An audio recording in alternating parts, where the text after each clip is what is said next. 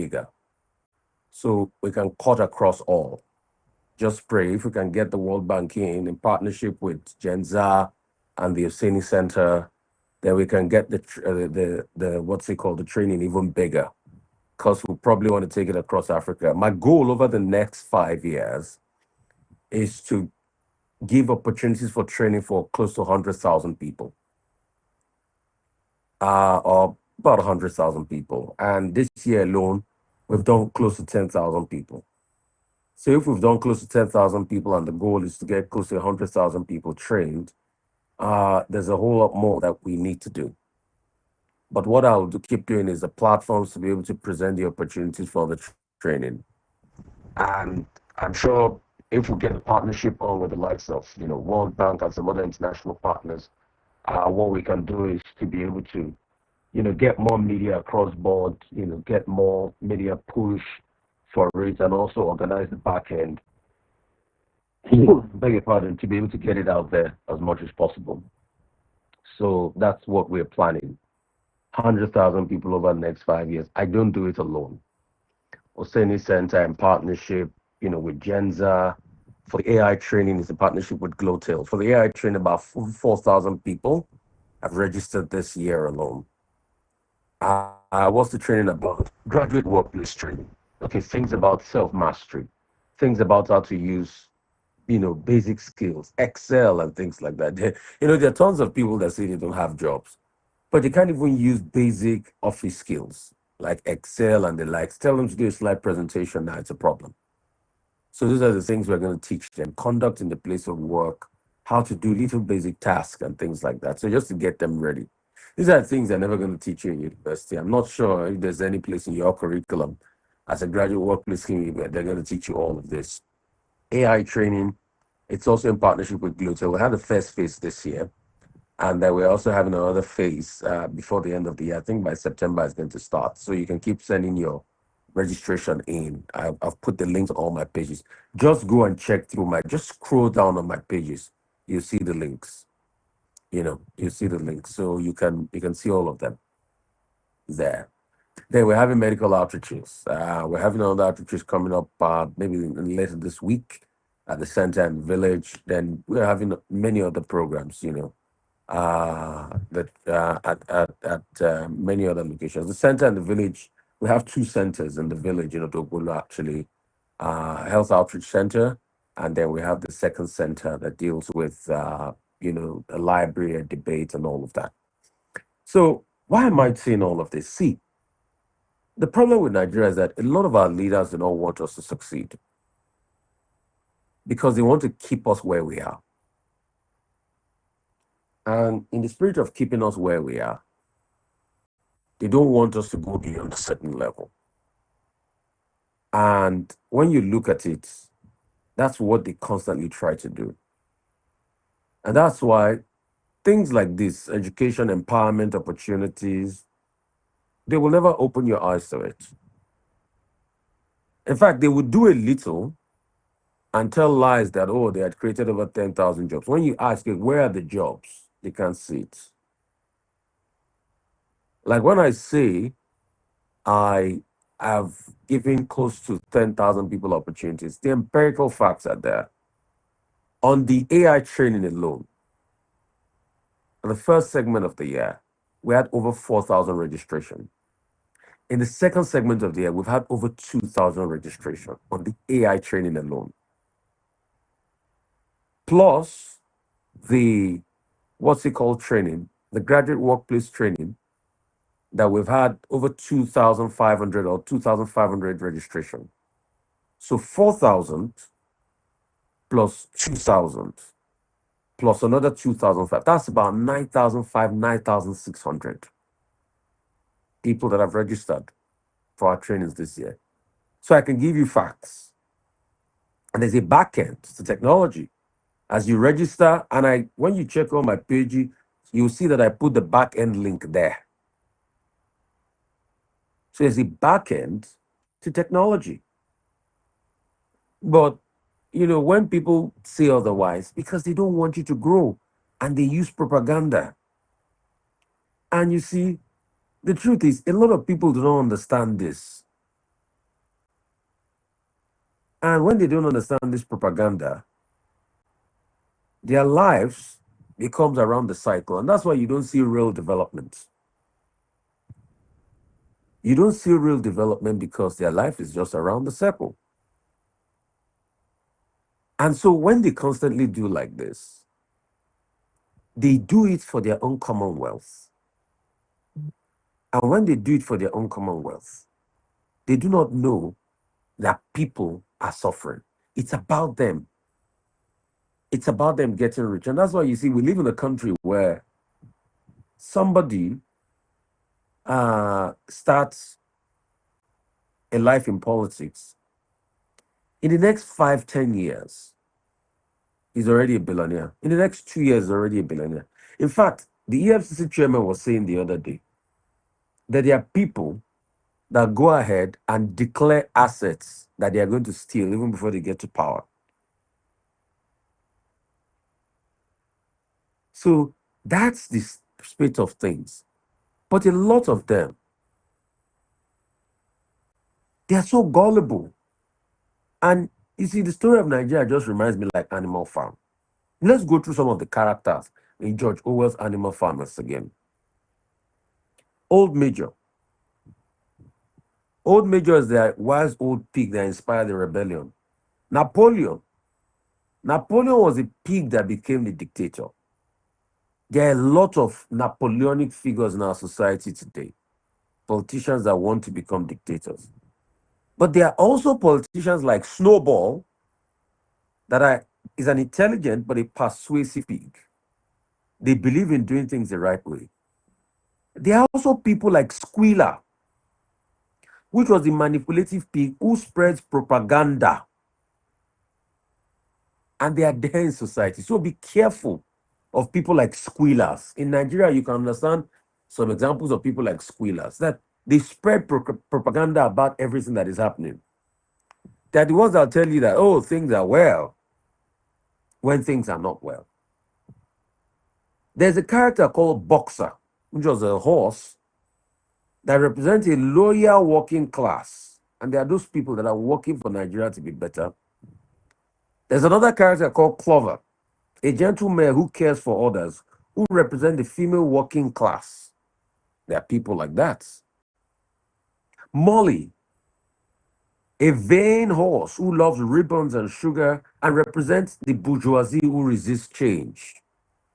They are the bourgeoisies that, for them, the system fits them. There are a lot of them that, when you ask them, how did they make their money? They make their money because they know somebody in government.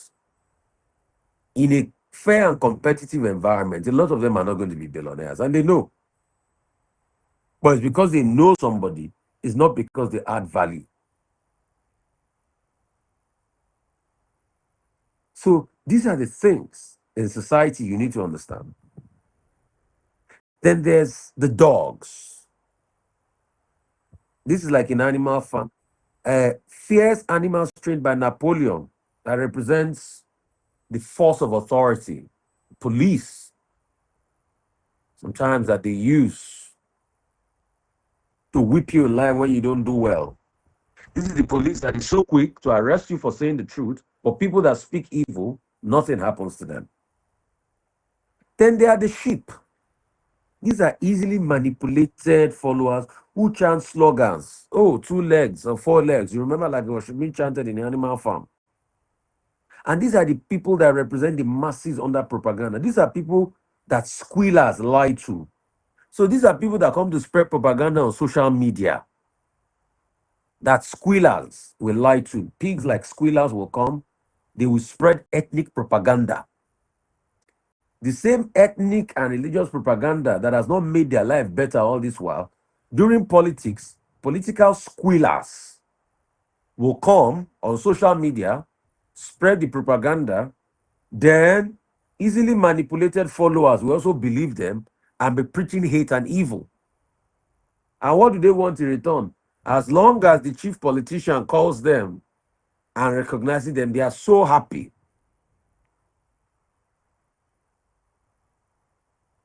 So these are the things that are happening in society. So the truth is, then There are people that are people like Mr. Jones, the neglected farmer overthrown in the rebellion. These are former leaders of yesterday. In fact, who George Orwell was talking about were the likes of Tsar Nicola II that they usurped. Then Mr. Frederick, the owner of Finchard Farm. Mr. Pilkington, owner of Farm Fox Farm. Mr. Wimper, a solicitor who acts as a middleman, represents Western business interests. Then there are minor characters like the hen that rebels against Napoleon's demands, represent oppressed peasants.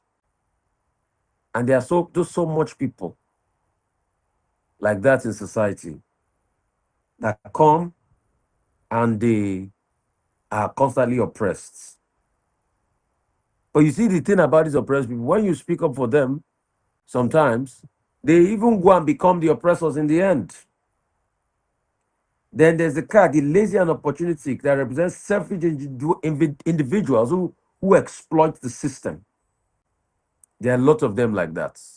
And all they can think of is they exploit it. There are a lot of people that don't want Nigeria to be better. There are a lot of them that don't want Nigeria to be. All they keep doing is that they want it to be this way so that they will be able to exploit the system to their benefits. So the truth is, we should be careful. Because you will always have squealers. It was just like in Germany, when the propaganda was happening, it was rife. People like Goebbels. It was people that were preaching the propaganda and destroying the lives of others. So in the life of a nation, there are all sorts of characters. And these characters will never go away. There are some of them, like the manipulated, oppressed people, those that are under the influence of propaganda. We see them. They are the ones that come to pages of people telling the truth and start to distract, to gain attention, to do the bidding of their masters, that they don't know they are under the bounds of propaganda. Probably the day their lives will become better is that if they start to know the people that are stealing from them and how much they've stolen. You will know that the peasants, 100,000, 1 million they are giving you will never make your life better. And that's why we keep calling for things like electoral reform. Because see, if electoral reforms are not done, go and forget the 2027 elections. I keep saying it. If electoral reforms are not done, go and forget it. And if judicial reforms don't come, because you see, the path to resuscitating this country is also judicial reform. Take, for instance, I was talking to a top lawyer yesterday. I was telling me that, Rufai, why is it that till date, the Supreme Court have not heard the case surrounding the state of emergency in Rivers State? So are we not going to get a determination on that? But there are some other cases, as regards the local government elections and many other cases, that the court also hear quickly and speedily, as of last year. But you see, when we say things like that, which is an absolute fact, what would they do? They will send the association of the squealers to come and squeal propaganda. Like squealers was squealing propaganda for Napoleon in the animal farm. And what you see, what those people do is they come to gaslight. They come to take your attention away from the substantive matter. And that's why if you go and read Animal Farm, George Orwell's book, it's a classic. It's a classic. And it still rings true today. You can adapt it to the Nigerian society. And for any society to come, you will always have people that take different roles in the animal farm. And that's why you see this show is to be able to sensitize, open your eyes. Why am I doing everything to give you opportunities? Because I want you to get empowered to a point that you can challenge me. And you can challenge any politician. We challenge each other with fact and reasoning. That's how we build a nation.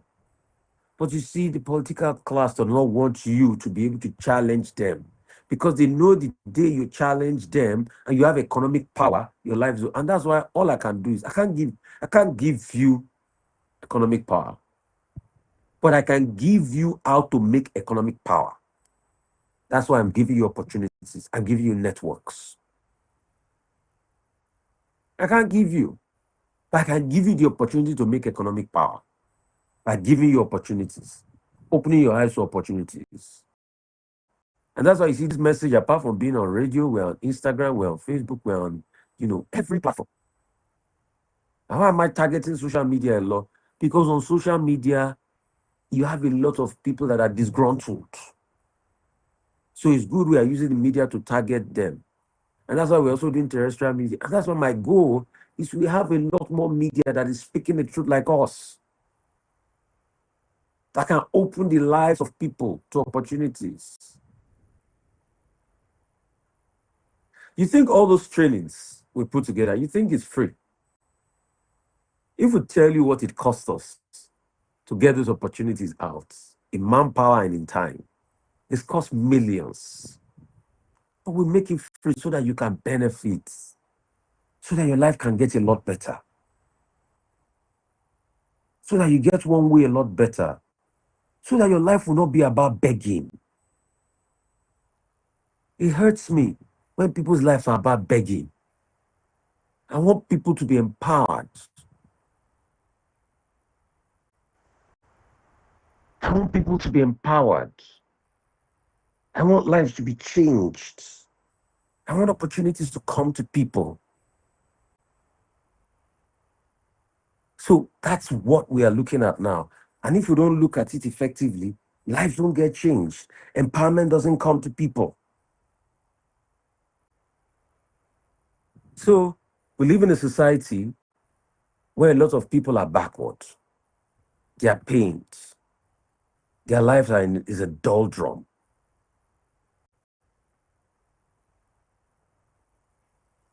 And the possibilities all over for them. But what do? We try to restore hope. We give up shame and hypocrisy, but we restore it with hope and we give opportunities. That's why we take people's business ideas and we look at it and we open minds up. Because if you don't do that, how can a society grow? How can a society grow?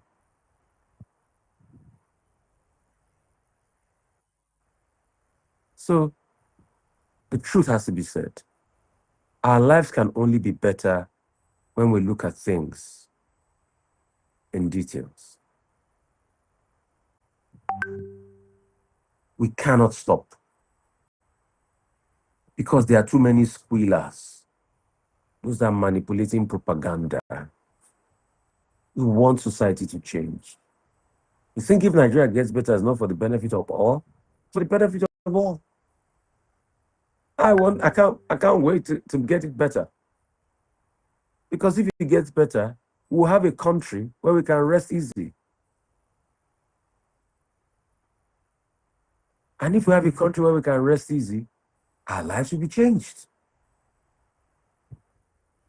I don't want a country where many years to this time, when I'm in my retirement, we cannot sleep well in the night because of criminals and crime.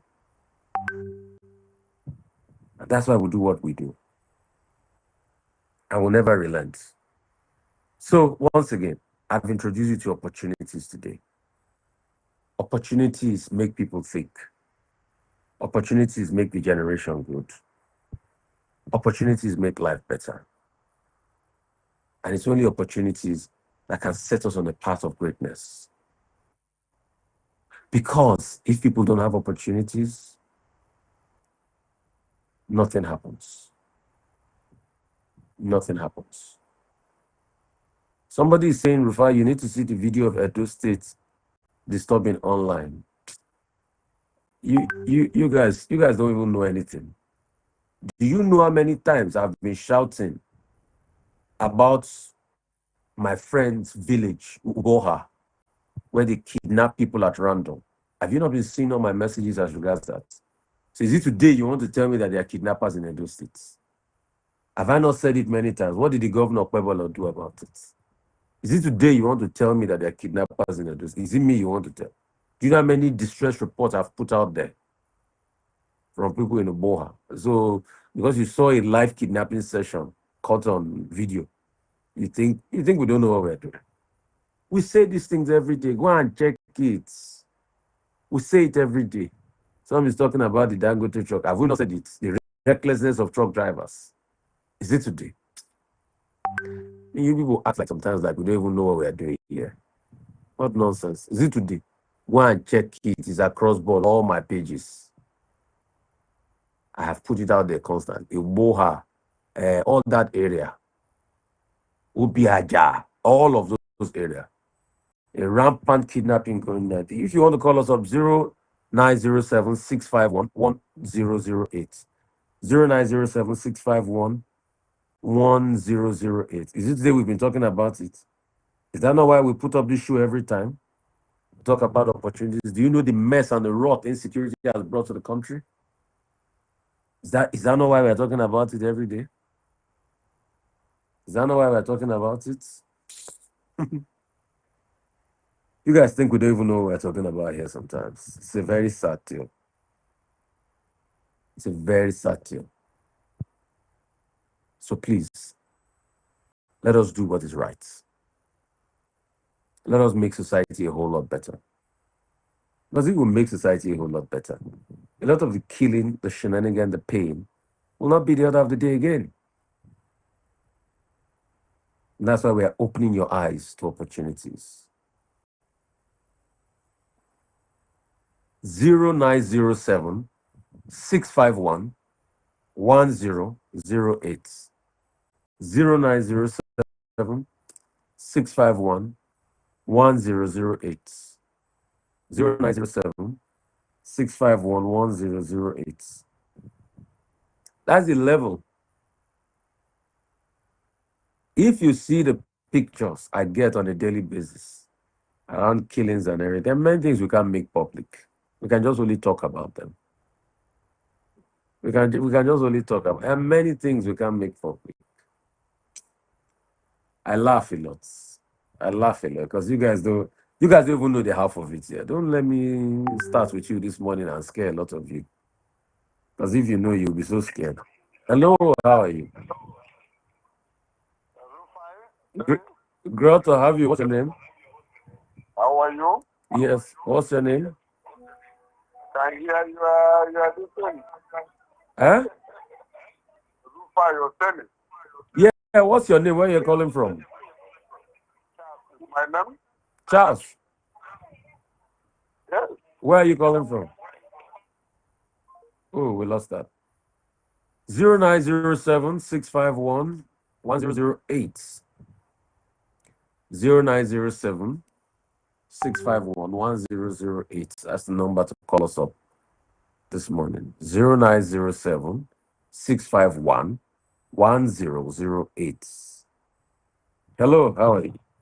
Hello, good morning, my big brother. Great to have you. Manjem. How's it going? How's our outreach going in Abuja? In the southeast this time around. That's what we are. Orumba local government area, right? Yes, Urumba North local government. Orumba North local government. What day are we having the outreach there? October 6th, in collaboration, in celebrating our partner, Mayor Kashmi Nwanfo, who is the chairman of Urumba North local government. So it's also our partner. So we are giving 5,000 eyeglasses. Okay. To communities, and we are going to conduct free surgical incision because our team with the Icon of Hope will be going with about 3 ophthalmologists. Okay. And 2 nurses from Charity Hospital who volunteer to partner with us. Okay. We've seen the Rufai Foundation as well. It's also partnering with us because we are. Yes, so our partner is just that people have not come to my village. In fact, we're even having outreach this week again. So we're having some partners coming. But it's just that you, like you promised, you have not come. We have just been looking since. So yes, well. so I pray, a lot of projects like this always involve, support. I know what you're up to, and I'm seeing what God has been using it for. So it's going to be a collective responsibility with your volunteers and the lovers of saving. It's not only Icon of Hope. No, we are partnering together because we have to. Our By the grace of God, amen. by the Amen. grace of God. So No, we no want to reach out wahala. We'll plan it. We'll plan it. because that's going to be the first in the We'll southwest. plan it. So you're my mentor and my big brother, so we have to start from your village. We'll plan it. Please, I want you to give out your number so that people can be part. These are the things that people should be part of. I know it's 0906 683 3627. Let me tell you something about this man, Manjem. I remember when we started, I think close to a year ago, we started. You started small. If I remember with this platform, VOP, Oseni Center, we're your partners. When you did the first prison ministry, where we helped raise money here, we got some items, or people reach out to you with drug. It's not that Manjem has everything, but he has a heart for people. Do you know in all of this, as they were destroying houses in Abuja, they destroyed his house. Manjem was homeless.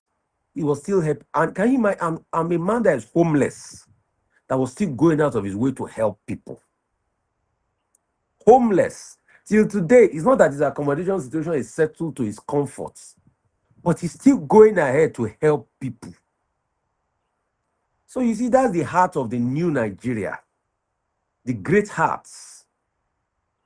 A mindset, like the government will call it a renewed hope, renewed mentality that we're talking about. It's not that when you have it all. You think me that I look for opportunities and everything, you think I have it all? No. We have circumstances, but it is out of the little we bend our body over. We are doing an outreach this week. I know how much I've come out of my own personal purse towards the outreach. I'm out of my own little personal purse. Manja, you do outreaches now. Tell them how much it costs to buy drugs. BP drugs alone is costing millions. Millions, sir. And sometimes when we have health outreaches like this, we have BP, we have diabetes, we have antibiotics. Sometimes we buy as much as what's it called drug? Where this what's it called? This this heavy augmentin. Go and ask how much is a pack of augmentin. Now imagine that you have to do an outreach, then you buy 40, 50 packs or close to 100 packs of augmentin. And that's just one drug alone. So we know how much comes out of our body when we give this. So it's not that we have it all, but the heart that at least your life is still a lot easier than the other person's own. And that's why we do the things we do. So I want to give you a check. Do you know one challenging thing is that when you look at, thank God, there was a time whenever I watch your live program or your outreach at Odogolu, thank God you have this experience, and I believe you have encountered. Do you know that when you are doing outreach, my budget that you are going for 100 people, 100 patients, 200 many more will come. People will be coming. Many, in fact, people who leave their farm. In fact, there was a time in a village. Yes. That people, they don't have people, they have never seen handsets iPhone before. When they see the capture, they run away. They are farmers. When they saw that I was giving them medication. We on our two outreaches we had, in fact we've had multiple because we've done dental outreach for them and everything. In one of our outreaches, we budgeted about maybe for 150, 200 people max. At least because you can understand the spread. Sometimes we get over 250, 300. Sometimes going up to even 500 as they come and go. And you need to get something out from it. In fact, one of our outreaches that, and minus the many tests you are doing tuberculosis tests, you are doing malaria tests on the spot, you are giving malaria drugs on the spot, you are doing BP drug alone. Amlodipine. And it's not only amlodipine, amlodipine that used to be about less than 1,000 naira at Teva before, amlodipine is going to over 3,000, 4,000 naira. Now, even imagine that if you want to buy the original one, and Novask, that one is going close to 10,000 as we speak. So when we say things are wrong in this country and the squealers and the propagandists are trying to, these people, if they don't do outreaches, they don't go out there to get drug supply. How much drugs have they bought in their life for people? What have they done? They don't know all of these things. We know what's going on ground. That which they claim as propaganda. You have mentioned it this morning. Thank God for God using you to speak out on this. When you get to those villages, you'll be surprised that you will see them. I will ask one of the chief villagers I say whenever they want to do campaign, they come. He said they will come. They even know that as far as that village, but you cannot find a basic center. There's nothing there. Nothing there. There's no drop there. For election, you will see them there. Sir, from Kurabi to that village is about 2,000 naira to fly bike. You see? Very far. No electricity, nothing. Even sometimes you even be scared that are you sure you are not going the wrong direction because there is no network. If anything happens to someone, sometimes some of my team they will be scared. I'll be the only one to go, or maybe me or myself and two. And I will try to get somebody from that village that understand their language because they don't understand English. Even the outside speak, they don't understand Hausa. So you have to get an indigenous of that village. So this is a challenge. We have to go now, Manje. Maybe one of these days we'll sit down and tell people what it takes to do outreaches sometimes. Because when you just say, "Oh, we've done this outreach, we've done that," you think it's just. And let me tell you, most of these times it's out of pocket because you hardly even get support. A lot of people don't have. Sometimes when you get support in trickles, you hardly get support, and you've already put the word out there. You're going to do the outreach, so you'll be the one to shoulder the cost. In fact, some people will promise support, they will pledge support, but the economy is so bad. They'll tell you they can't meet up with the support. What are you going to kill them? You still have to go ahead and do your outreach now. Hello. Hello? 0907-651-1008. 0907-651-1008. Hello? Great to have you. Good morning, sir. Morning, yeah. My name is Joy Wokos. I'm calling from Echibo. Yes, Joy. This is my third time of coming. I'm the one that has been calling, pleading for assistance to go for eye surgery at Federal Medical Center, Railway Compound, Mm. Joy, go ahead. Give your number. We are hoping somebody will come through and help you. Okay, my number is 091 619 352 97. 091 619 35297. Please, anybody out there, for the past 3-4 weeks, Joy has been calling. In fact, even more than, even a month now, she's been calling. She needs assistance. Please, I beg you, reach out to her. Do you know what saving her eyes will do for her and her family and her life? If God puts it in your heart and you have the capacity, reach out. That's why we give people platform here. Reach out. Reach out. You think Joy loves to come and beg? You think if she has the money, she will not pay for her eye surgery? You think if she has the money, you think she will come on the radio to be begging? No. But because she's in need, reach out. Help if you can. 0916-193-5297. Definitely, because there are many people you see on my show. I can't see. One of my problems, I can't turn an eye away from people that I meet. That's why we give them a platform here. And we hope you reach out. It might not be you. You might have somebody close by that might want to help. Let's reach out. Let's do the best we can. You never know.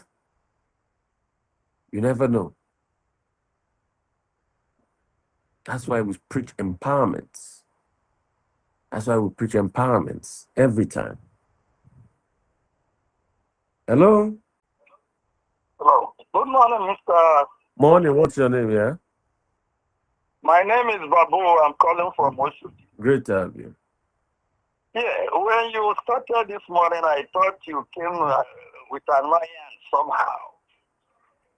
But I'm surprised you are talking and you are... You see, all the time I listen to you every morning on Sunday because you give a lot of encouragement. Even your preaching, your word of God gives encouragement. And you support a lot. If we could have somebody like you, about 20 in the whole of Nigeria, why wouldn't Nigeria move forward?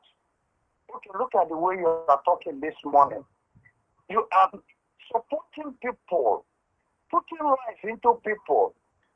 In fact, I'm short of words. May Almighty God bless you, Rufai Oseni. Amen. Oh. Amen. Amen. Thank you. I thank Amen. you Bless for you. calling. Thank you so much. Thank you, my Bless you. brother. Bless you. You see, you don't need to have a lot to do. I'll tell you the story of a billionaire that once asked me over 10 years ago. He said, "Why are you helping people? You've not made money." I said, "Yes." I said, "Because that's my mandate from God." The next day, after I listened to my radio show, he said, "Fine, I get it now." I said, "Yes." Because see, no matter how terrible you think your own is, there are people you are better than. For me, as long as there are people that I can still reach out to, I'll do it. And that's why I do what I do. Provide opportunities here, provide close to 10,000 this year. I've registered or encountered one opportunity I provided. And this is minus, in fact, I just even remember that over 2, 3 years ago, there was a digital training opportunity I provided, I partnered with another foundation for. Now, over 6,000 people registered. There's a friend of mine. Uh, there's a program coming up called Podfest. I partner with that company. We're going to have the largest gathering of podcasters in what's it called? October, around that October period. Just to empower a lot of people. Hello, how are you? Hello, good morning, sir. Morning. Great to have you, sir. God bless you. My name is Matthew, Brother Matthew. Yeah. I'm from Enugu State. Yeah. I want to kind of contribute towards this our electoral conflict in Nigeria. Please, if the audience can hear, you have said it all. Very, very important. Let all our efforts focus on electronic reform. Yes, sir. If this system is not handled, look, even if it is allowed for one person to vote 100 times, these people in the Nigerian system of government can never be voted out. We really needed to put more and more effort on working on our electronic reform. Let this please be dealt with so that we can have our vote to be counted. It's not all about go and PVC, go and acquire PVC. What is important? But when these people have a vow, if Nigeria doesn't know, they have a vow. They have a vow that this system can never be changed. And if they don't hold the vote on their call, I think they will take it in front. God bless you, sir. Thank you. Electoral reforms are key. If we are not changing electoral laws to make things like the use of beavers and other election items, IREV, justiciable, we are joking. If we don't do electoral reforms before the 2027 elections, for me, it's not going to be different from 2023 elections. But hope you also know that election registration for your continuous voters card is available now. So go and register. It's also best to register. But while you register, we must also push for election reforms. So there are many things I'm also planning on doing. In the coming months, there are a lot I want to do in the sports segments. There are lots. In fact, in the past, I've tried, partnering and harnessing resources with the Adefokwe Foundation. The Adefokwe Foundation is run by his great children, Justice Adefokwe, and they do a yearly entire sports discovery program in Lagos, which I'm also partnering with as much as possible. Adefokwe used to be the former foreign commissioner in Nigeria, Henry Adefokwe, and did a lot of work, great work for Nigeria. He was the former foreign affairs minister in the 70s. And he was also one of the only Nigerian members on the Olympics, International Olympics Committee. And he's done a lot for sport in the country, and they do that in memorable. So there are many things we'll be doing in the sports segments too, also. So people for sports, people for tennis, get ready. A lot of things we'll be doing. Hello, how are you? I'm all right. Good morning, sir. Morning, what's your name? Where you calling from? My name is Kingsley. I'm calling you from Port River State. Great to have you, Pitakwa. Yeah, thank you so much. I've been following your program. Every Sunday I try to make out time to listen to you. And it's been a great pleasure seeing you have the kind of heart that you have to go outside your will to be helping other people, you know. It is one thing to fight and to campaign and to struggle to get something to fill your tummy. It's another thing to fight, spend time, spend money, spend effort to get something to assist other people that is not actually going directly to you. So at that point, it's the universe that comes back to reward you. So great job. Thank you so much. God bless you. Bless you. Bless you, my brother. Another point I'm trying to grab now is can we work with the political parties? We can sponsor some of your programs, some of your.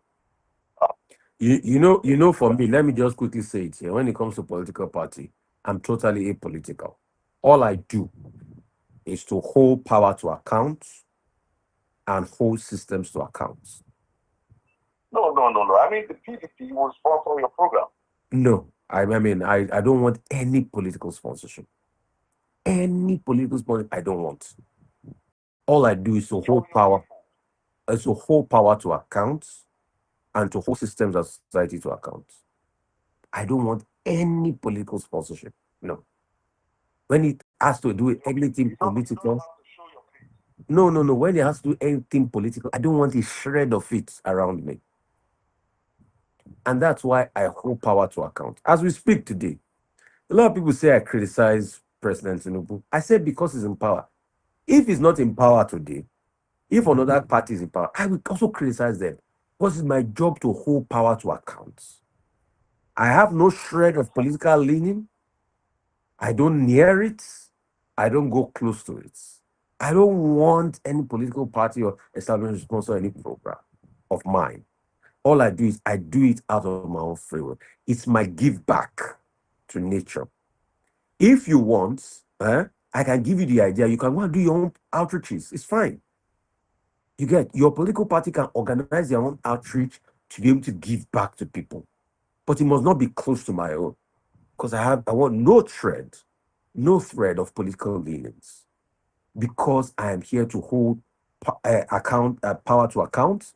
I'm here to hold politicians to account. I'm here to hold every paraphernalia state to account. I'm here to hold political parties to account.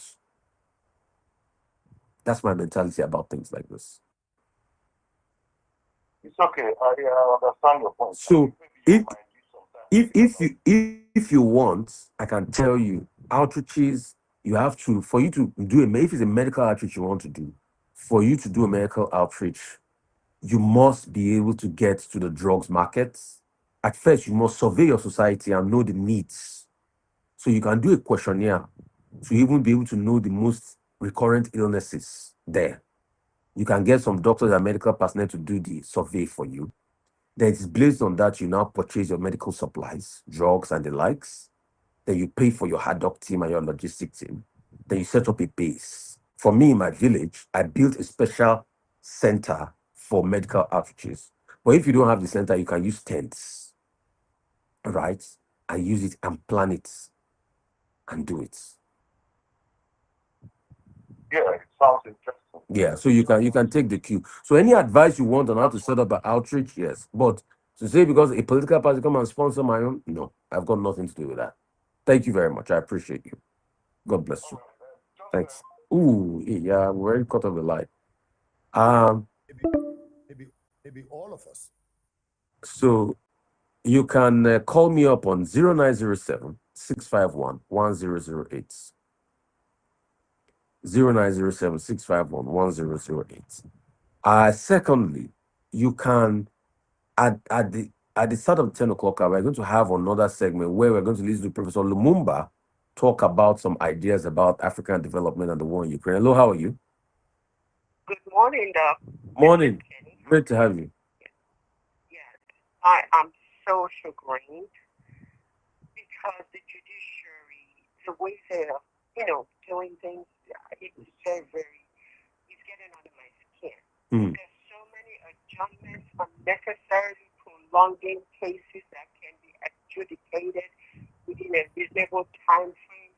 There seems to be some kind of a preferential treatment. And I am saying this without prejudice. I have noticed that the highly placed silk seem to be taking advantage of the system. What do I mean? There are so many things that are going on. They have, they bring very funny reasons for adjourning cases. I don't know. The senior No, but judges you're need spot on yesterday. You're spot on. See, I was speaking to a senior advocate of Nigeria that told me that, take for instance, the case against the state of emergency in Rivers State. The Supreme Court have not heard that case. And very soon they will say that case has been overtaken by time. Because in September, just next month, that what's it called will elapse. All right. can you see? So what's it called will elapse. But there were cases that also involved River State and some associates of Wiki that were against the local government elections, the first one Fubara had, that they speedily listened to. There you go. So you can see what happens. That they speedily listened to last year. But why is it that this case against the state of emergency is not listened to? And in fact, many times, and it's not even only this government. Let's dial back. The same time that as regards the state of emergency in Ekiti, I think in '06, the one before that time, '04, that was how the Supreme Court tried to vie with. In fact, they even went further to say, oh, that what's it called? They don't have the locals. The attorney general don't have the locals to bring the case up. So there are many things like that that we need to look at and talk about. So, and that's why I keep calling for judicial reforms. But we trust, the CGN that is there now. She's a great woman. Comes from a great notable family in Lagos. Definitely she will do something. And she's very strict. All the lawyers I speak to keep saying that she's very strict. Maybe she'll be able to nip peace in the bud. Apart from even what about the lawyers? The shenanigan a lot of lawyers do. That is it. Oh, we can't even go into that. The shenanigan lawyers do in this country. There are a lot of lawyers that their sonship has to be stripped by now. But, I you know, am telling you, when I this agree. this country, we don't know how to speak truth. That's the problem. We need to still continue to speak up. I mean, one thing that encourages me is that the way we spoke up concerning why yet impact was made, the way we spoke up concerning, the Psalm 1 and 2 impact was made, Nigerians should know that there's power in their voice. Yes. All right, thank you. Have a good one. Bless you. Bless you, sir. God bless you for watching all of us and watching this. We pray as you go this week, it is well with you. You are blessed. Doors will open unto you. Thank you so much. Aloche Solomon, you're watching all this from Nasarawa State. Thank you so much. And thanks, to all the platforms we are on. Popular Demand, we're also on TikTok. We have many platforms, across the country. We're live on radio, so you can also listen to us on radio, on VOP. And many more media houses are going to come on board where you're going to be hearing this program. So we're going to be having many more media houses that are going to be joining, and we'll keep spreading this message of cheer and felicity and impact. God, as your people go this week, bless them, be with them. You are the one that watches over Israel. You don't sleep or slumber. Lord, watch over them. Lord, be with them, help them. Is there anybody that is sick in their body? We pray for healing. Is there anybody that is hurting? We pray for strength. Is there anybody that is weak? We pray for help. Lord, let the weak say, I am strong. Let the poor say, I am rich. Because of what the Lord has done, God will have a reason to give thanks. Amen. God bless you. We're powered up. We're fired up. It's another great Sunday. It's been another great time. God bless you. God keep you and keep basking in a great atmosphere for grace and exploits. Your life is going to be about that of grace and exploit. Don't forget to go on the platform on Facebook, Rufai Oseni, the one that has about 19,000 followers. On Twitter, my platform has about 1.1 million followers. Just go there and on okay, I don't know how they do TikTok a lot, but I also put it on TikTok for you guys from time to time, so you can be part of it and go on all these platforms. You can rewatch this again. On Instagram, my Instagram that has about 519,000 followers. You know, all this platform. God bless you and God keep you. Bless you all.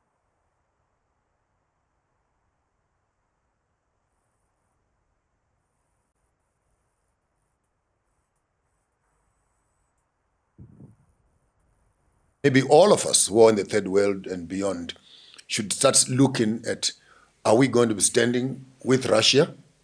Then we have China and North Korea and BRICS and South America on our side. Are we going to stand with America? Then we have some of Europe and some of the countries where America has influence. Then you play into the economics of those two worlds that are being created. The American world, idealistic. The Russian world, idealistic. What is the economy of both? What is the population of both?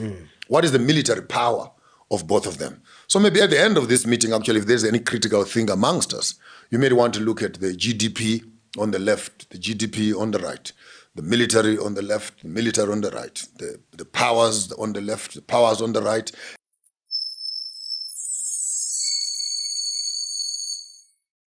Good morning, Africa and Africans, wherever you are in this wide world. I'm happy this morning to be in the company of my dear brother, King Maponga, all the way from the southern part of Africa, not too far from the Cape of Good Hope. Welcome. Karibu. Karibu, asante sana. I was in Zambia for the past few days. Thank you. For the festivities of the indigenous people there, the Luvinda Ndongo, the Luvinda in the Zambezi, and celebrations were high.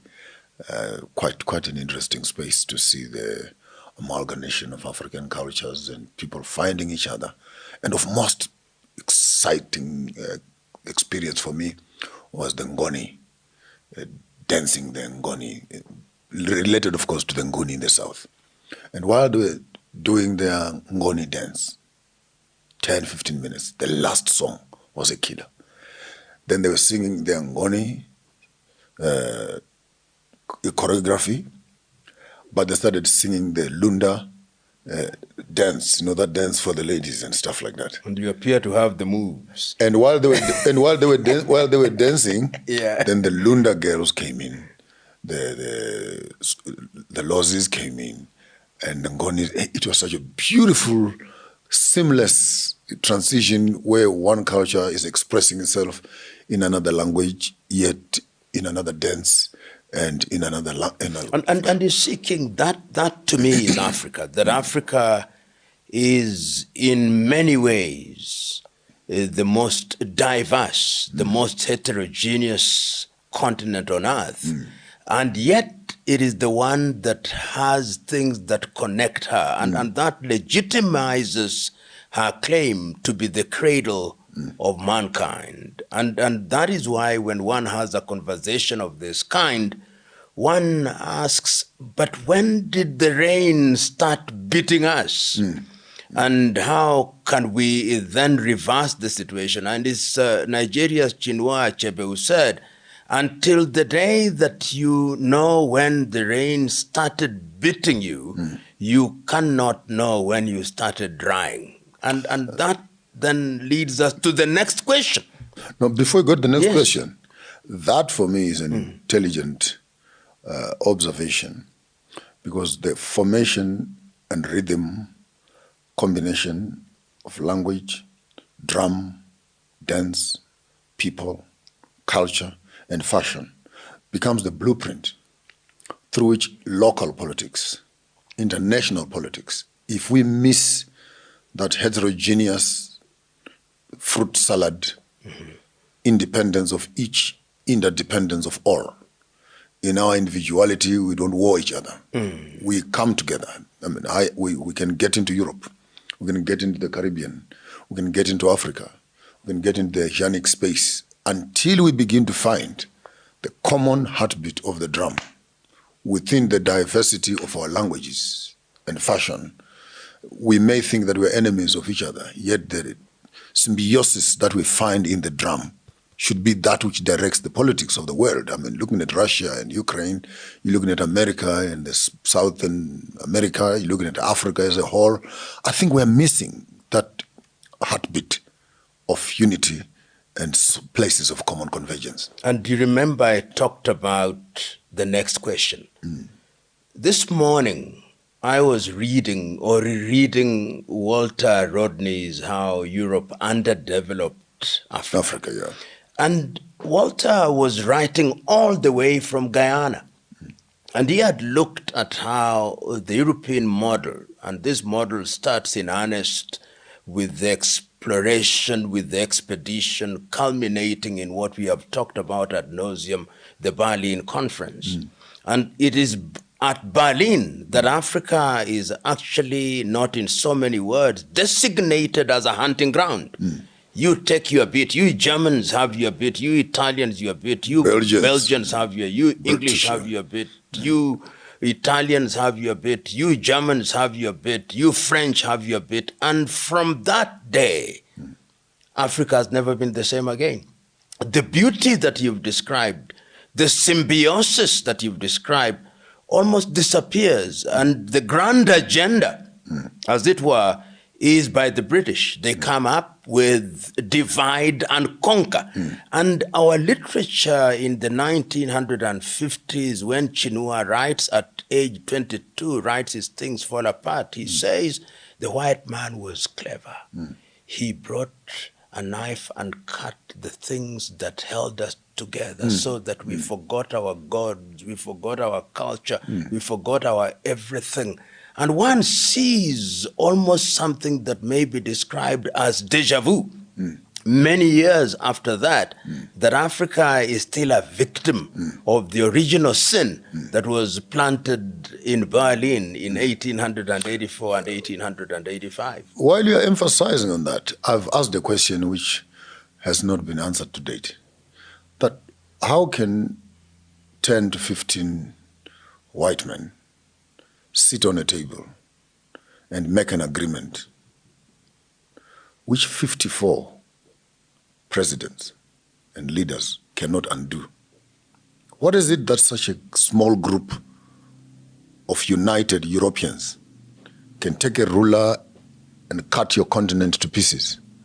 Here we are 63 years later talking about the Africa Union and Kwame Nkrumah's vision, Kambarage's vision, Kenneth Kaunda's have come and gone, Banda's have come and gone, Mugabe's have come and gone. And what makes it so sad is that during the liberation struggle, Tanzania becomes a home base for all of them. ANC, SWAPO, ZANU-PF, Frelimo, all of them. They were in the same camp.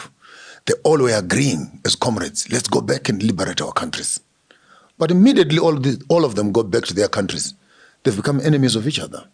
So are we only friends at war and we're enemies at peace? And if we can fail, therefore, as African governments in this deja vu of what we lost, over and above the culture that Chinua Achebe can echo, now we're talking about the loss of even the unity that became the fuel of our own independence. I mean, I can't imagine ZANU-PF, for example, and the ANC looking at the amount of animosity between Zimbabwe and South Africa, particularly in the health sector, and this whole thing of Dudula pulling each other out of hospital lines and pulling out drips from women that are in hospital because they don't have citizenships and all this, without necessarily pontificating or making it a good practice of jumping borders without clearances. But here you have the two political parties who are not opposition parties, but ruling parties, who can meet anywhere else for a conference, except we've never heard of a public meeting where ANC and ZANU-PF can come together. ANC and Frelimo and ZANU-PF and SWAPO can have a conference of, can we revisit, Morogoro? But King, let's trace it. In 1963, in Addis Ababa, the question of undoing Berlin was a live issue.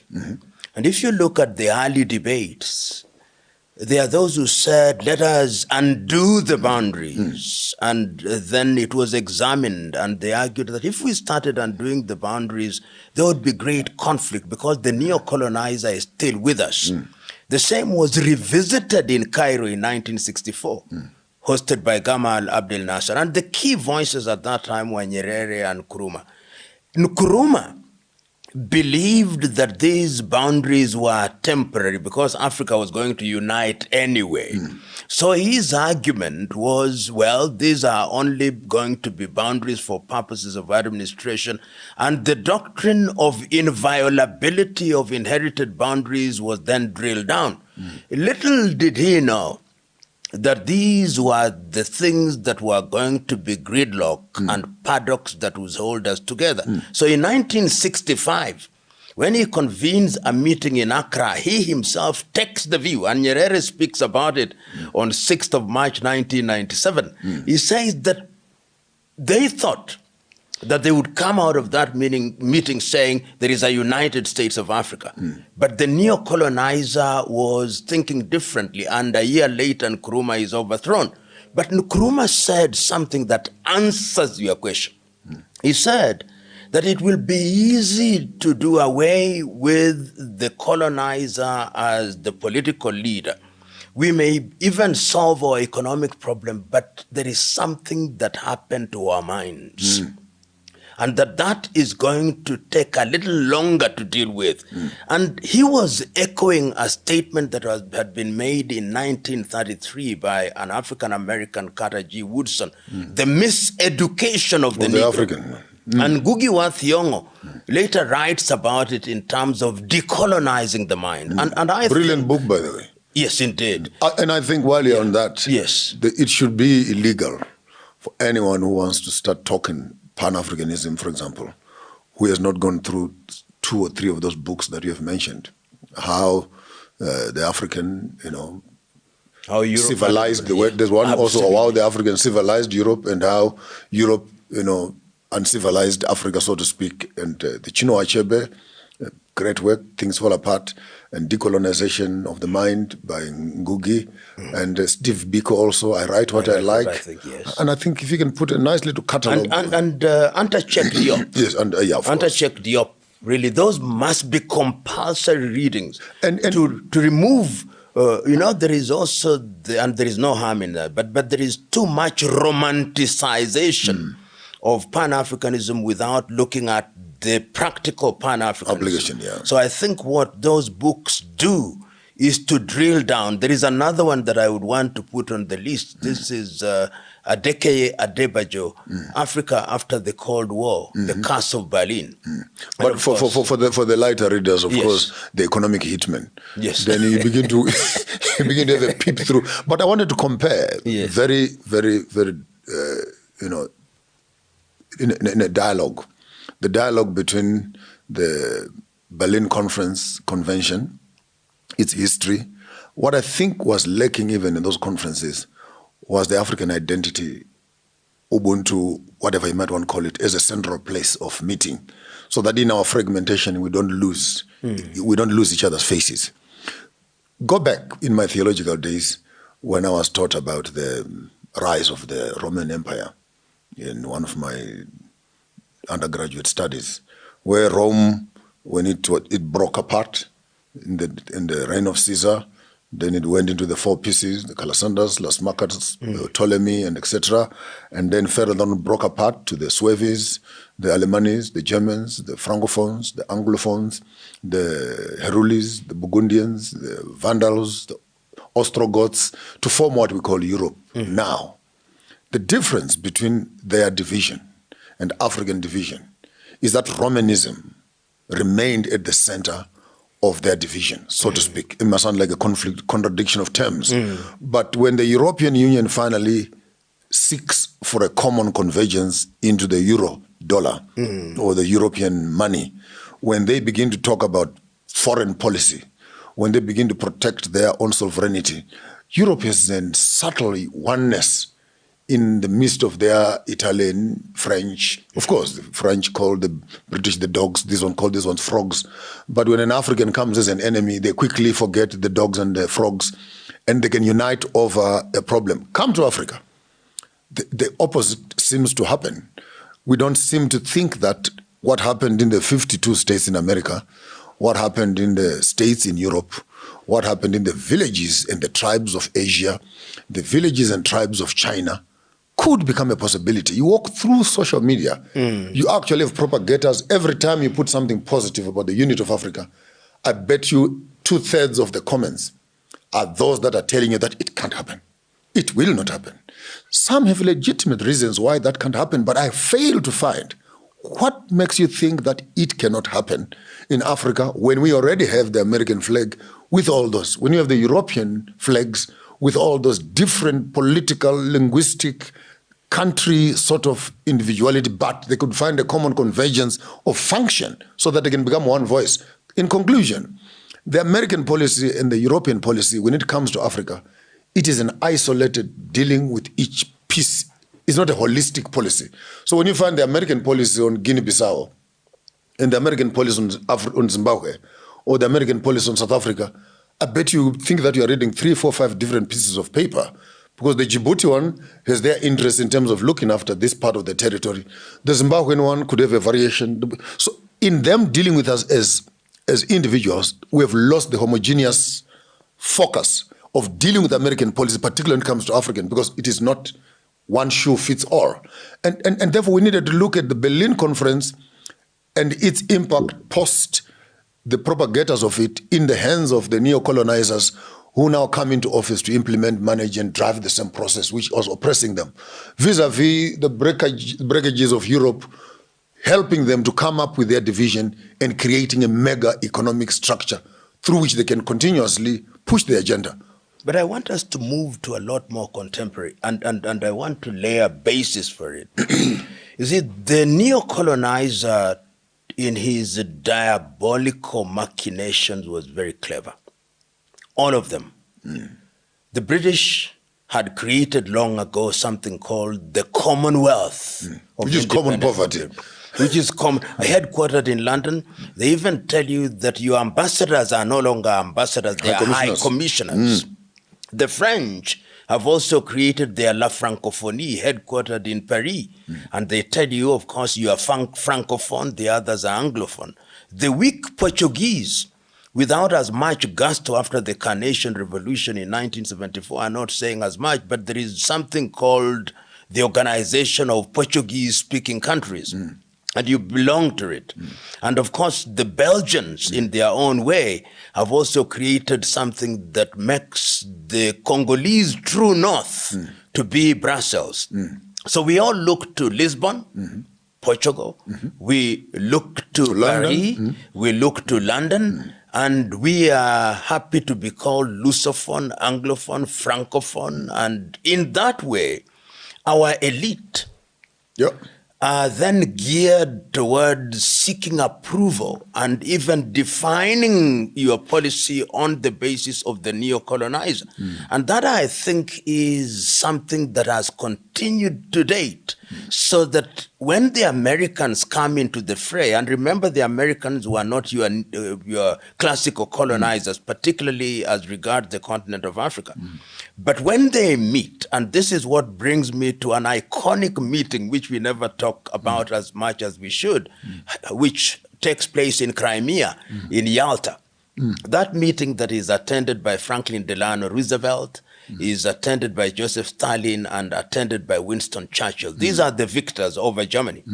And the Soviet Union at that time is a powerhouse. And of course, the British is not a powerhouse. But the Commonwealth impact was... The Commonwealth is already there. The Americans and the new kid in the block. And after that, you go to San Francisco and create the United Nations, and you say that the architecture of this particular outfit is that you have all these members. The Africans are not there. They are still under the colonial yoke. And when you do that, you say, we'll have the 5 permanent members. Is it 5 of them? And we have veto power. The Americans now become a hegemon. And they begin to define policy in many ways. And that does change the equation, because the rest of Europe, particularly Western Europe, operates at the behest of the United States of America. Of course, the Soviet Union also has its own client states in Eastern Europe, and African freedom fighters are also gravitating toward the Soviet Union for obvious ideological reasons in those early days. Africa then goes through this phase of what I call a split personality.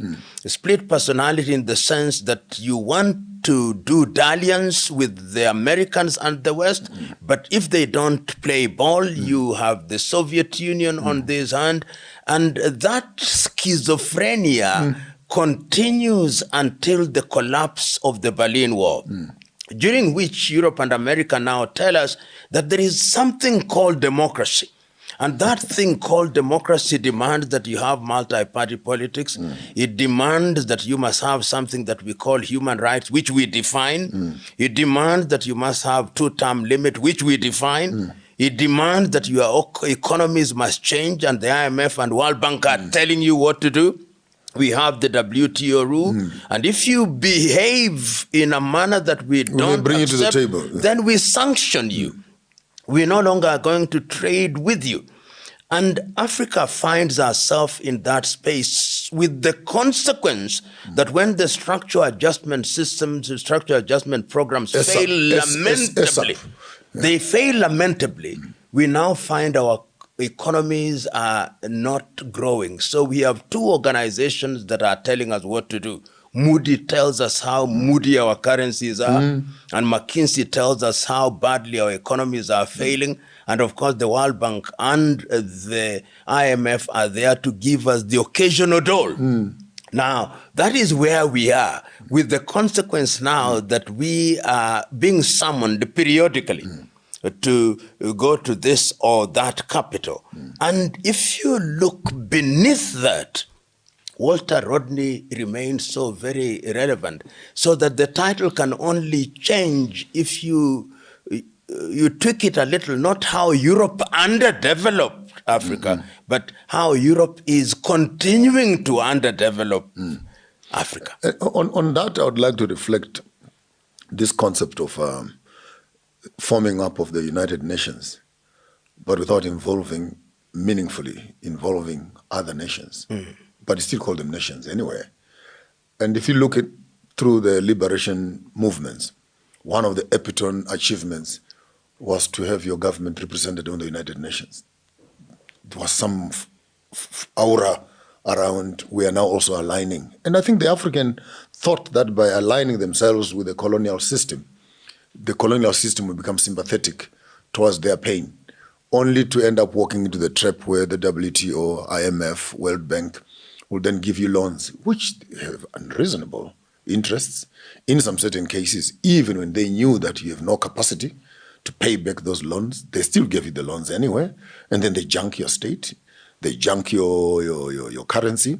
But once that happens, then the export of your raw material escalates to figures that you can understand. So it's almost like you devalue a country in terms of their currency, then you can take anything that you want from that country for almost next to nothing.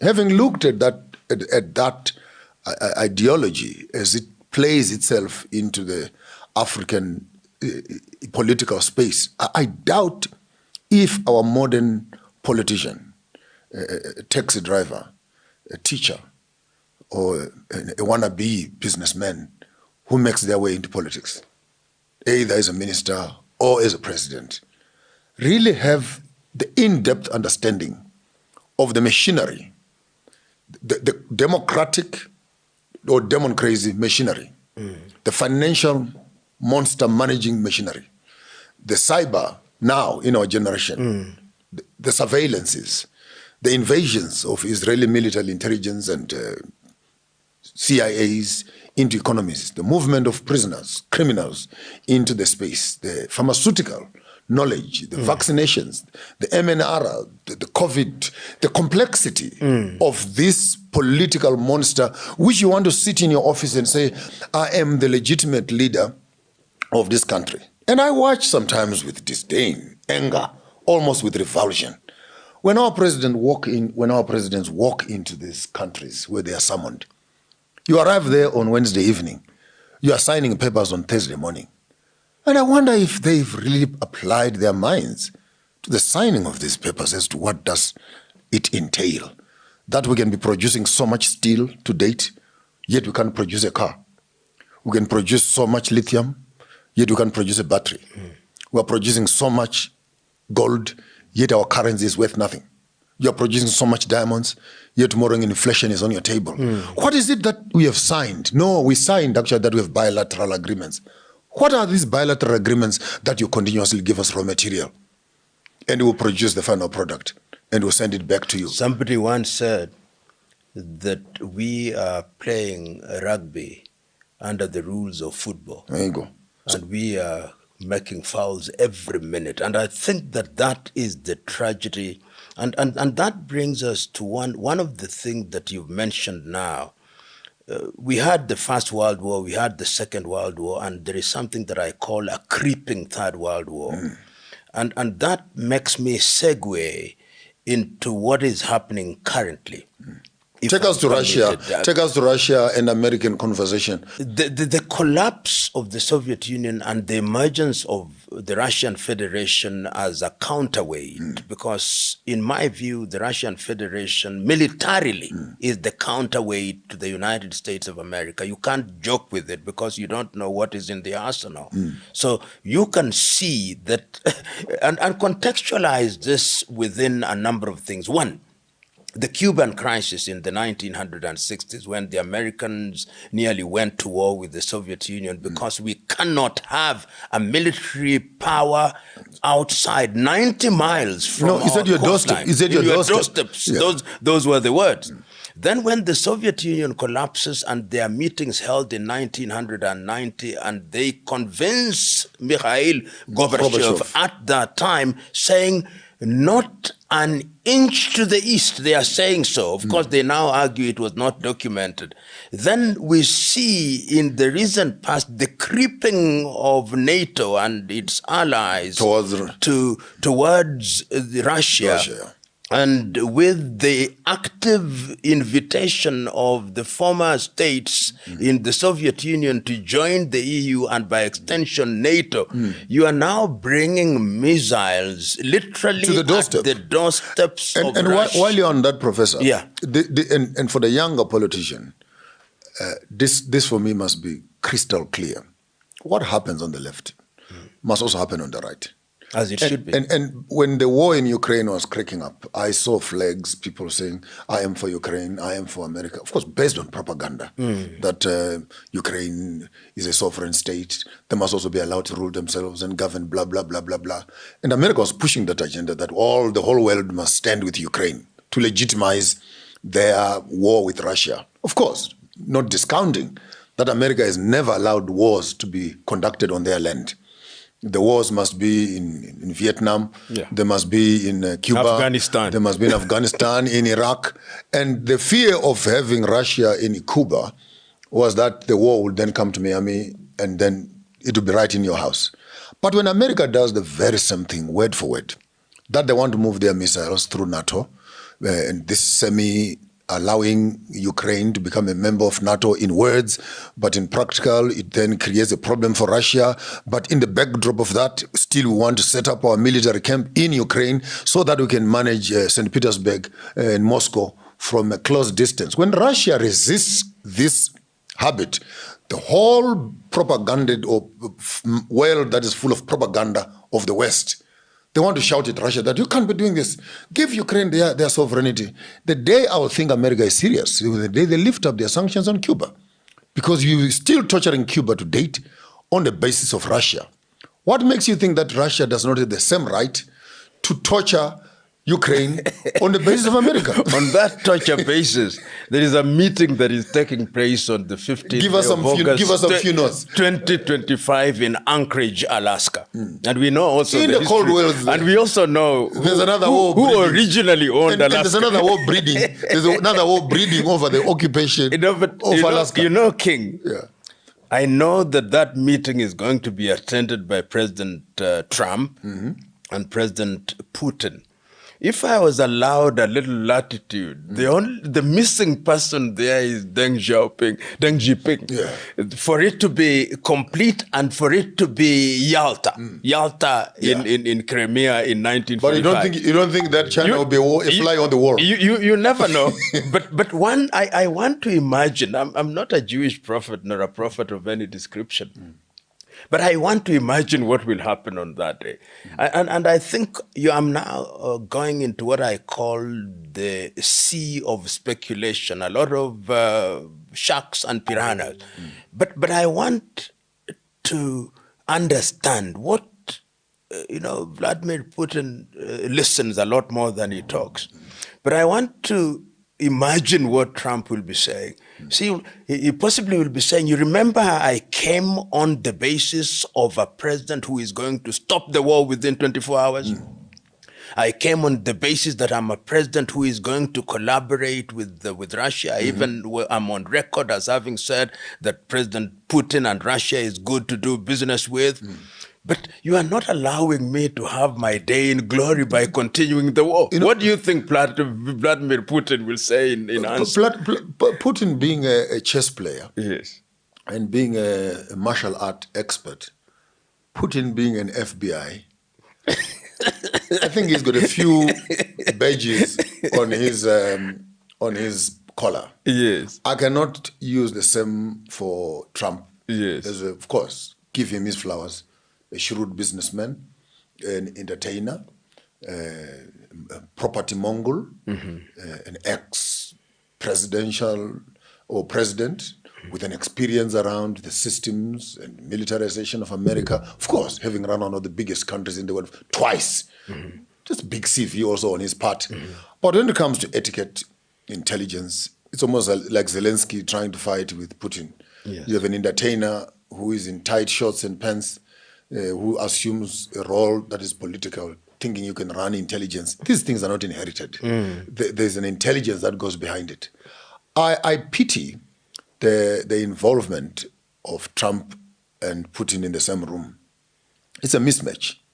If a military general and an intelligence person who's going to be talking to a business person, Trump's agenda, this is my own assumption, it's a business, America great again, propaganda or ideology. And how is he going to do this? It's militarization, manufacturing and supporting the weapons, sales around the world, activating a few wars, and allowing his military equipment to be sold around the world in the backdrop. But hold your thought. It has already been floated in advance of the meeting that his camp, the Trump camp, is saying that there must be concessions, that territory could be swapped or conceded or ceded. And the Ukrainians via Zelensky have said, not 1 inch, we are not going into that kind of trade. And Trump is as unpredictable can be, but he also wants to succeed. Professor, count me on this one and read my lips. The day when Israel bombed Gaza, we all anticipated, as the war escalated into Iran, we crossed our fingers that Lord help us. If Israel, Gaza, Iran war, should Russia come into the space, we're looking at an explosion of the World War III. What makes you think that the negotiations this time around are not on Ukraine? Because if Russia stood off on Iran and gave America their floor to redistribute Gaza and redetermine the policies of nuclear manufacturing in the Iran space. Now, the bone of contention here, it's unfortunate. You're discussing Ukraine without Ukraine being there. Of course, Ukraine must now feel the pinch, or everyone else must feel the pinch, that when your agenda items are being discussed in your absence, how does it feel? As much as Africans, of course, every time they're discussing the economy of Africa, the African is not there. We just see the impact after that. So I think the real cherry on the cake will be, what will Putin say to Trump in terms of leave Ukraine alone? I also gave you Gaza. I gave you Iran to yourself. Why can't you just give me a space? So the swapping of territories, I think you're quite right. And America must be deciding where else do they take this war to. But let's look at Europe. You know, Europe has been what it has been, but its fortunes are dwindling, even if they want to say otherwise. Whether they come as France, whether they come as Germany, whether they come as Great Britain, which is no longer so great, and whether they come as the Spaniards, their fortunes are dwindling. They are saying there is a big party in Alaska, in Anchorage, and we are not invited. That party. And the war that we are talking about is actually in what we call the continent of Europe. How do you imagine the spirits are in Brussels? The scramble for Africa was a sideliner. And I think Russia and America and Greenland Yes. Policies were left in limbo for quite a long time, with the Atlantic Wall, which speaks of the Atlantica and the conspiracies that go beyond the ice wall, unexplored. This was what Maseka's statement, that America sidelined us, that we are going to the moon, we are going to Mars. And while people are looking to disappear to Mars, you can't even cross an ice wall that is right here next to Russia. No one has gone across that line. Absolutely. But you are telling me you can go millions of miles away into the sky, which for me, even I still doubt if people ever went to the moon anyway. The moon landing thing, there is a debate there. Who was taking the picture? The moon landing thing. Let's come So back. the scramble for Iceland and the scramble for this snow world. Yes. With I heard there millions and tons of gold, uranium.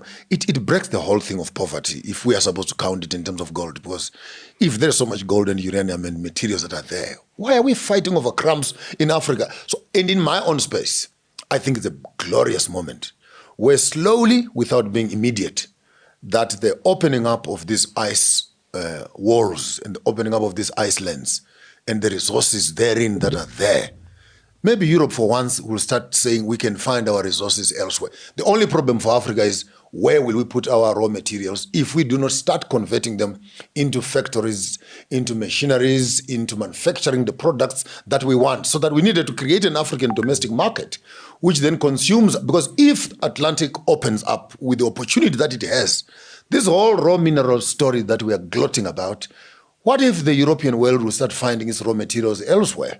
What are we going to say with all these minerals we have been gloating? Africa has raw materials. But King, I want to return you to Anchorage, Alaska on 15th. We have Putin. We have Trump. One would have imagined that even the Secretary General of the United Nations Should have been there. Should have a seat. One would have imagined that the African Union would have a seat. One would have imagined, for completeness, China, that China or BRICS would be there. One would have imagined that the Brussels government would also be represented. One would even have imagined that from the Arab world, which has been very active as midwives. This is the United Nations, the real United Nations meeting. Is the meeting, will the meeting be incomplete? The meeting, I think, looking at the arrogance of Trump and not willing to be embarrassed in front of many, he would rather contain. I mean, he has been having these one-on-one meetings. It's almost a trend, from Zelensky to Ramaphosa to the other few presidents. He goes one-on-one. I think it's a strategy that he's using, this dialogue between two. Then he's got a chance to privately either embarrass you or make pronouncements, then tweet you around and stuff like that. So he's meeting with Putin, as you said initially. I think he goes there to redeem his face over the promises that he has made, but also looking maybe in the next few years of his term, what sort of strategic partnership can Russia play with him so as to allow him a gentle exit as a man who will have accomplished. But in order, I'm thinking ahead of the meeting. Of the head meeting. So I'm imagining they come up with a resolution, which is a Trump-Putin arrangement. A communique is issued. And I'm imagining to myself, in order for it to be bought by the rest of the world, for the rest of the world, Do I see them now asking the UN to convene an urgent meeting to come up with a UN resolution, a binding UN resolution? Do you see that? What is happening, this is the proper lobbying of the United Nations, knowing fully well that America has withdrawn support of the WHO and some of their funding for the United Nations, that if ever you have an agenda in the United Nations, fund it yourself. If you have an agenda for World Health Organization, fund it yourself. So if the meeting between Putin and Trump has the conclusions that they desire, most likely they will veto themselves into the United Nations. Though Putin is outside of the United Nations, so to speak, but on the Security Council, so two members of the Security Council already sit to decide the strategic placement of their weapons around the world and possibly avoid the conflict between the two of them. Because I think the conflict between Russia and America being fought in Ukraine, and it's unfair that Zelensky can become so stupid, sorry for my language, that you allow two big bulldogs to come and have a war on your doorsteps and vandalize your homestead to nothing. And at the end of the day, you end up not married to any one of them.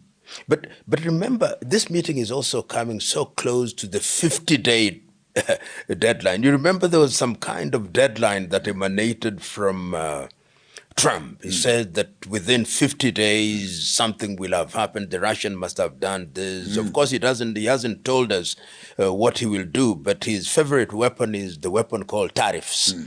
This is the he was breathing fire. He was breathing fire 2 days ago, actually, when he was saying if Russia does not. And again, this is maybe I don't understand the maverick nature of Trump's administration. I mean, he threatens you, then calls you to a meeting, and then he insults you after that. I mean, he was saying there'll be dire consequences. It's called gunboat diplomacy. Yeah, there'll be dire consequences if Putin does not comply to what.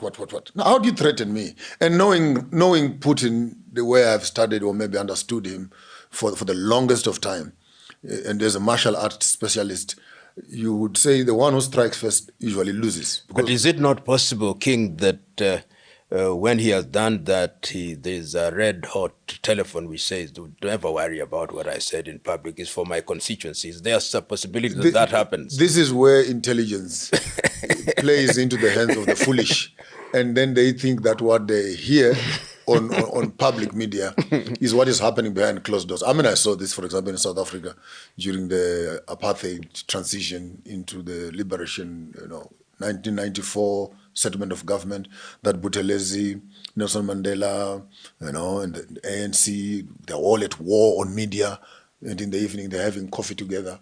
Malema is shouting at Jacob Zuma, but in the afternoon they're having tea together. And they're not permanent friends, they're not permanent enemies.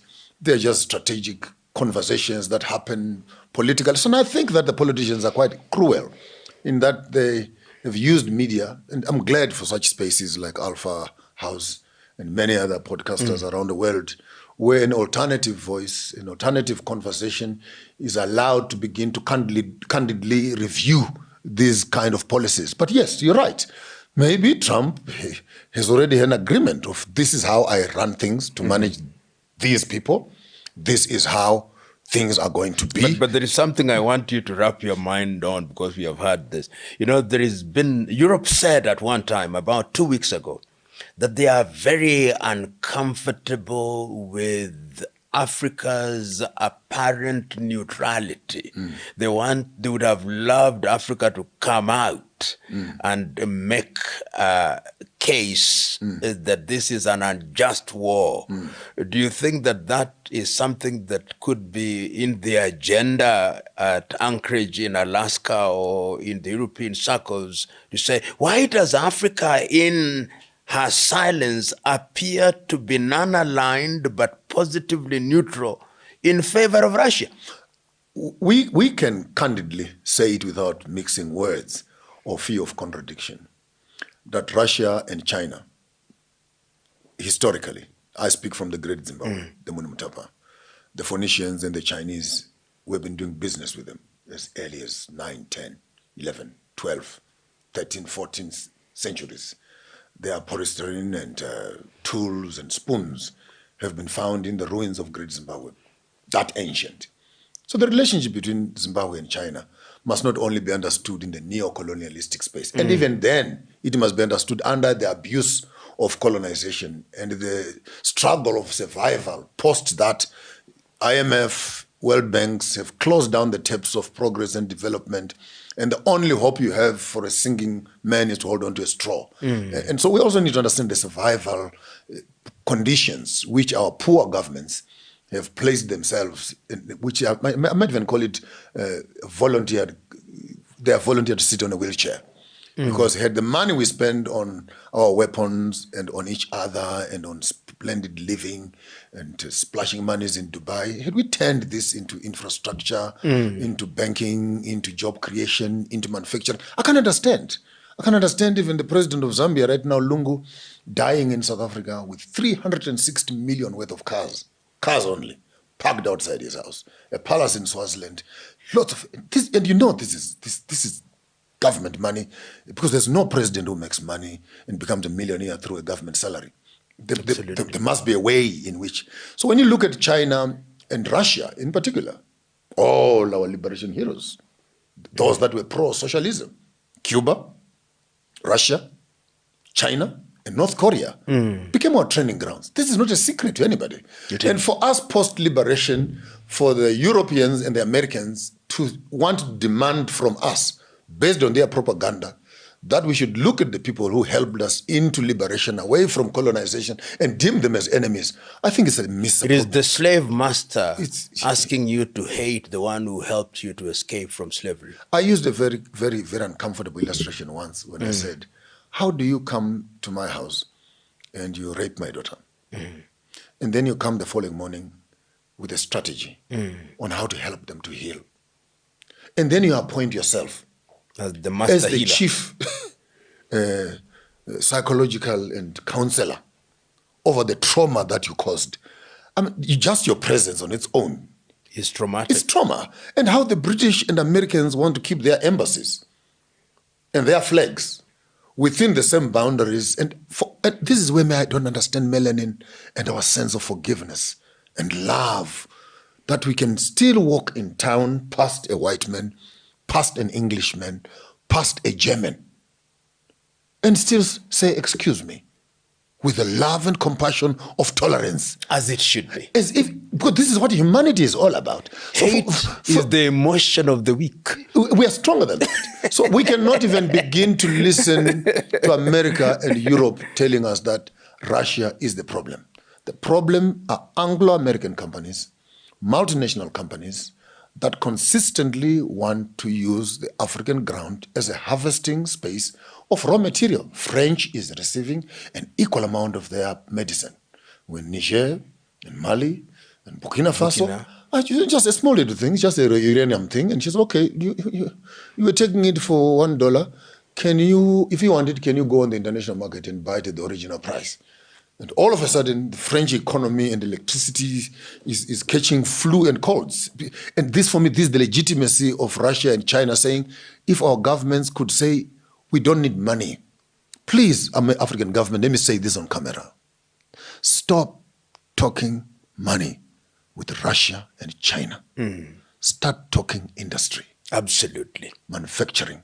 Don't think that you have a road, then you say we've developed. This road is for carrying minerals from your country to the border. So you cannot say there's benefit. Yes, there is benefit in terms of people's lives being safe. But a hospital is not development.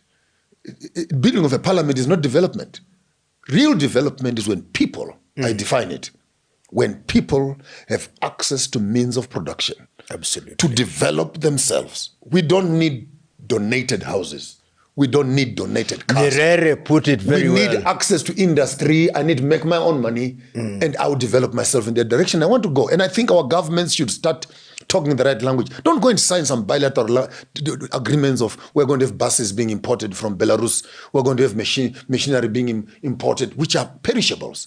Say we have bought an industry for producing batteries. We have bought a nuclear reactor to come and produce our local power here. We have bought factories to produce computers here, converting these raw materials into final products. I think that's where employment, that's where GDPs are sitting. And I wish I could have a wake-up call to our African president, don't say we want money, say we want industry. I hear you. And I think in this era, as we still tying down the Alaska meeting, there's something to say about Nyerere said something that was very profound. Maendeleo si vitu, ni watu. Development is not things, it is people. Wow. And I think that that was deep. And of course, when we talk now about what you are talking about and we talk artificial intelligence, we also say, are we consumers of artificial intelligence? I've taken that word and owned it. Yes. No more as artificial intelligence. Yes. I call it ancestral intelligence. Ancestral intelligence. That's as AI. you put it. Indeed. The Dogons had it. But let us perhaps tie down the Alaska meeting a lot more neatly. Yeah. And I'm thinking of at the end of the meeting, what kind of a communique do you envisage from both sides? Or you want to see a situation where there is no joint communique, each party releases its own, and since they have another meeting? Since we are now dealing with the cyber world, which they call the new world, which America has territory, though it's not Berlin drawn on the paper. Russia has territory, though it's not drawn on paper. Now with these alliances, where each of these superpowers can dot in space their territory in terms of their world, where they have their influence. Maybe all of us who are in the third world and beyond should start looking at, are we going to be standing with Russia? Then we have China and North Korea and BRICS and South America, on our side. Are we going to stand with America? Then we have some of Europe and some of the countries where America has influence. Then you play into the economics of those two worlds that are being created. The American world, idealistic. The Russian world, idealistic. What is the economy of both? What is the population of both? What is the military power of both of them? So maybe at the end of this meeting, actually, if there's any critical thing amongst us, you may want to look at the GDP on the left, the GDP on the right, the military on the left, the military on the right, the powers on the left, the powers on the right, and the influence globally, so that at the end of this meeting, I think it must be put to rest once and for all, that on the left, we have capitalism, and on the right, we have, it's no longer socialism in its purest, but it becomes socialism, sort of, that's a new hybrid sort of thing with its oligarchy structures, which we can talk about on another day. But I think after this meeting, it must be very clear to the rest of the world that either you stand with Trump, with what he represents, or you stand with Russia with what it represents. And I hope it brings an end. Why must we be standing with either of them? Why can't it be that we, particularly in the African continent, after listening to both sides of the story, are able to come up with what is called the African position? Now you are back on ground zero, where you can only laugh in your privacy when a prostitute says, I'm a virgin. Yes, indeed. And you can now begin to see that politics is a prostitute of economics. He who has the money will determine. So this whole thing of let us find a middle ground places you exactly where they want you, into a brothel of mind, where Russia will come and prostitute, America will come and prostitute, but the quicker we choose our position, if we are going to become capitalists, let's do. If we're going to become socialists, but then again, the hybridization constantly places your one of them as your sugar daddies. Absolutely. Who comes in handy as and when. One pays rent and one buys a car. You have said it, made that saying popular. The one who pays the piper calls the tune. I thank you. Thank you very much.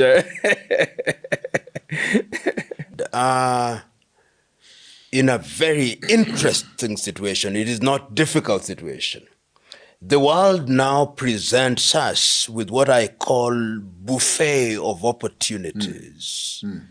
And in this buffet, there are things that can help solve African problems in fundamental ways. The question is, what are the things that we are going to choose from the buffet? There is what my good friend calls ancestral intelligence. That is the facilitator. There is in that buffet opportunities for economic development, which means that we are no longer simply consumers, but manufacturers in terms of interacting with friends of goodwill, and in that interaction beginning to embrace technology. Then the third item in the buffet is governance. I think governance is going to be very critical without labeling them either this or that, but a governance system in which the people have some say and where the leaders recognize that they are trustees of the people and therefore their duty, not beneficiaries, and that they midwife processes so that people have opportunities to realize their potential. There is need for Africa to realize that, and ultimately and finally, that in our apparent heterogeneity, we can use our diversity to identify and emphasize the things that unite us so that we can have a symbiotic relationship, and then we can reap the dividends of unity in diversity and give meaning to Ubuntu. And my take home on this meeting between Putin and Trump, see, when you are powerful, and unfortunately our leaders are in power but not in control. They are puppets being controlled by someone else. I think we need to start learning. We need to start learning as Africans that the world does not respect weakness. It respects power. Now, you look at two meaningful leaders. Each one has got his guns. Each one has got his weapons. Each one has got his economy. Each one has his voice.